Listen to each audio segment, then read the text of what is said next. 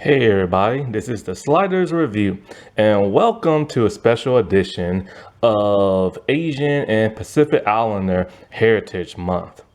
And I'm here today to talk to you about why the kids of Digimon Season 1 will always be my absolute favorite, and I feel they're the most well written out of every other kid in the Digimon franchise. So, one thing I don't express that much on my channel is that I love Digimon to death. When season 1 came out when I was a teenager, it blew my freaking mind because I never saw anything like that ever. I never saw a group of kids being transported to a different reality, them befriending these weird looking animals that grow bigger and bigger and they fight, and all the complexities that come with it. It was truly something unique and truly something to marvel at. But what was even more amazing were the characters and stuff. And Digimon is no shy to, good characters. There's been good characters for the most part all throughout the franchise, from at least from what I saw. I've only seen the first 4 seasons in its entirety. The 5th season, I started watching a couple episodes, then I stopped, and then I watched Fusion, which was the 6th. I tried to watch that. I bopped around a couple of episodes from different seasons, and I just couldn't take it. I had to stop. And as for all the other ones, I just found out they existed just like a week ago. But there is something special about that first season. And the first season is my all-time favorite. I mean, heck, when they rebooted the series, they went back to '01 and retold a completely different story. Then when they do the movies, with the Try movies and the other ones, they keep going back to '01, barely touching on '02. They pop in and out of there, but not that much. Although '02 is about to have their own movie soon. But it's just something about season 1's characters that are so unique, so well crafted, with their own, traits and personalities and emotions and stuff. It's just something that feels real. Out of all the seasons, those are the only characters that actually generally feel like real life characters that can pop out of the screen and somebody you can just hang out with. And who wouldn't want to hang out with them and be their best friends? And the things about them, they go through all these emotional progressions and everything, and all these different things, the plots that happens to them, and you really feel it. And the thing you feel the most, at least for me, is that season finale when they hop on that train or that cart or whatever you call it, and they have to leave the digital world and leave their Digimon. And when you see Palamon running, and then she trips and Mimi hat just flies off, and you hear the music, and you see all the Digimon running alongside and waving goodbye. And at first, Mimi didn't even want to say goodbye to Palamon. I mean, it always chokes me up, man. That is one of the most heartbreaking things I have ever seen. I don't care how many characters I've seen die on screen. That right there gets me choked up, man. Like, it hits me emotionally. Because in my heart and mind, no, this is literally it. Like, they're never gonna see them again.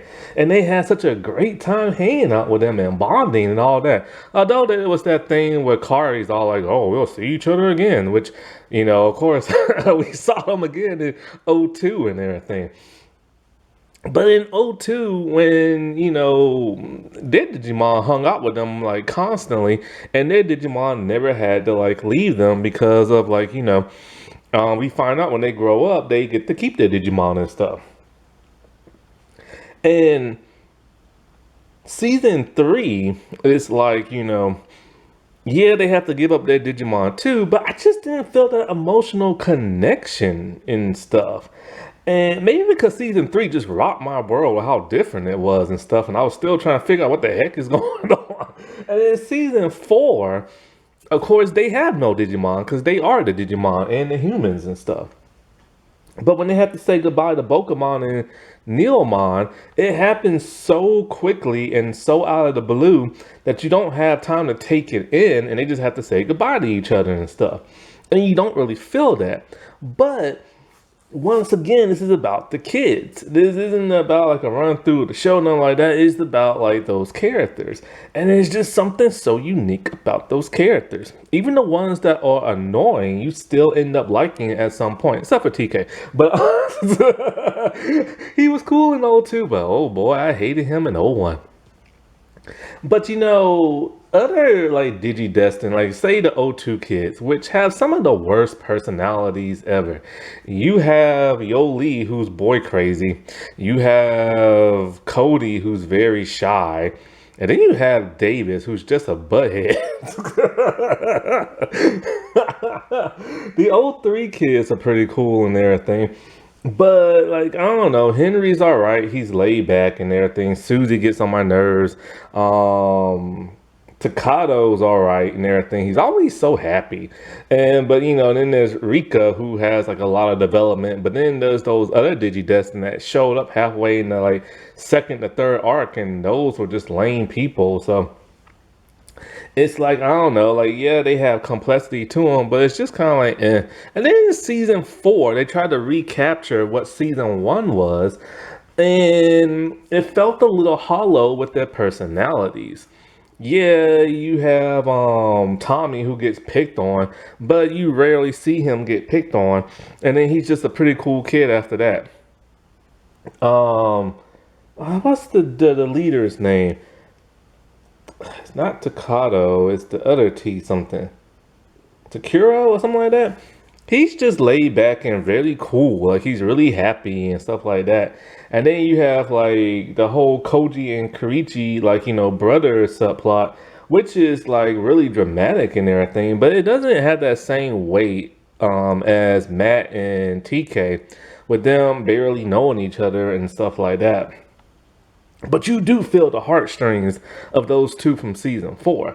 And then, of course, you have like Zoe, who's basically just Mimi and Sora like combined in one. And then there's JP, who just has an endless supply of chocolate and think magic tricks gonna make people be his friend. I mean, but the problem with them is that all those kids don't have friends. We know why Tommy don't have friends.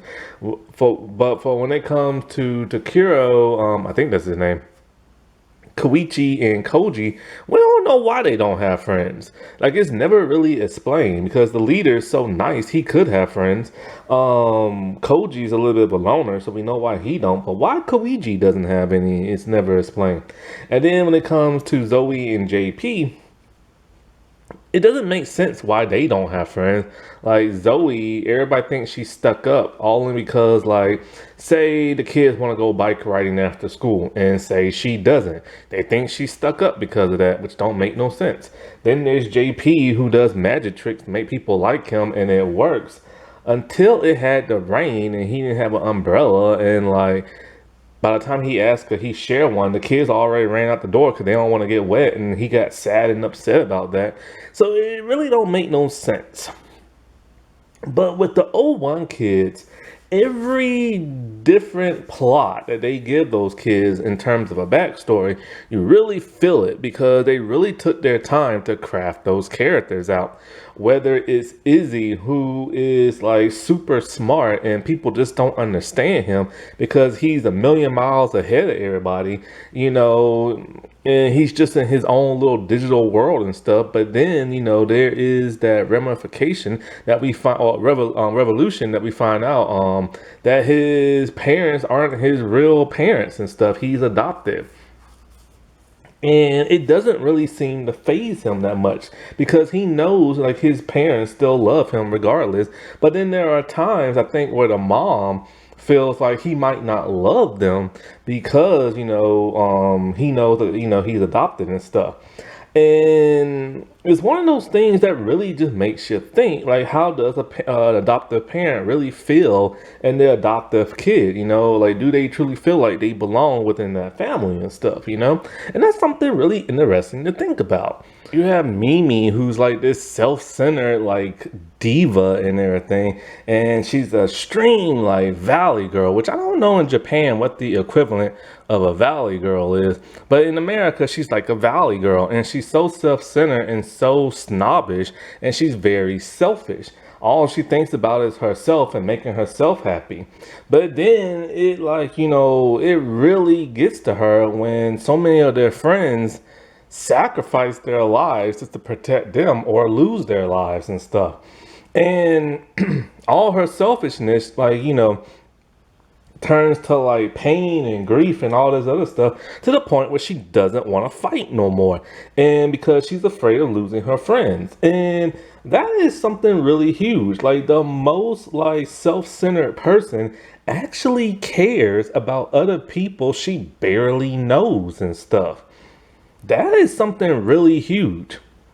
You have Joe, who is like the oldest out of all the kids, and you think he'll be the toughest, but he's the biggest coward of all time. He is super cautious and a huge like mother hen type person.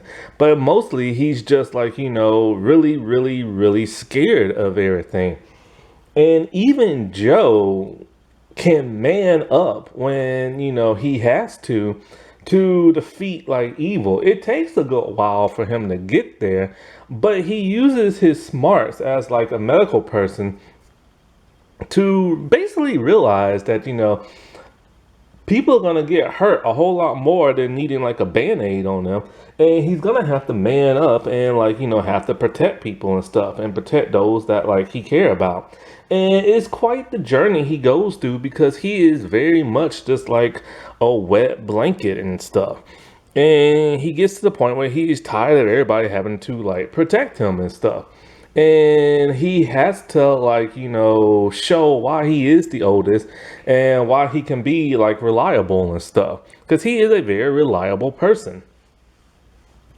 And you'll have somebody say like Ty, who is just an adventure seeking kid. He's very stubborn. He likes to goof around and, not take things seriously, until he realized, oh, wait, I can actually die in a digital world. And that kind of calms his behind down to the point where he becomes a little bit worried and everything. But he's so arrogant to the point that he causes his Digimon pain.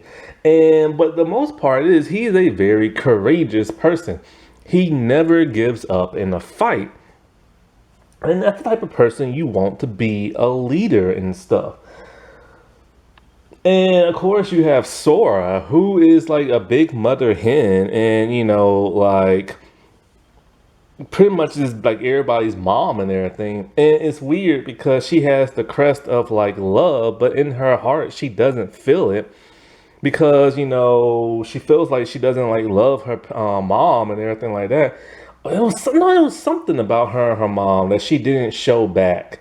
She something about, I think she got tired of her mom bugging her or wouldn't let her do something, and she realized the reason why her mom wouldn't let her do that, because she could get hurt and stuff. And so because of that, she just felt like she was an unlovable person and was unable to love anybody.